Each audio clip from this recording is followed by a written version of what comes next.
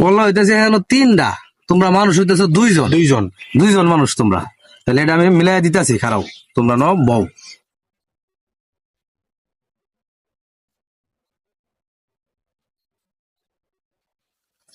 তাহলে এখন কলা কয়টা রয়েছে? 2টা রয়েছে কলা। এই তুমি একটা নেও, এই তুমি একটা নেও, ঠিক আছে হিসাব। এখন আর তো তোমার ঝামেলা নাই কোনো। দেখি অর্থাৎ তো তোরটা বড়, তুই ছোট ডালো।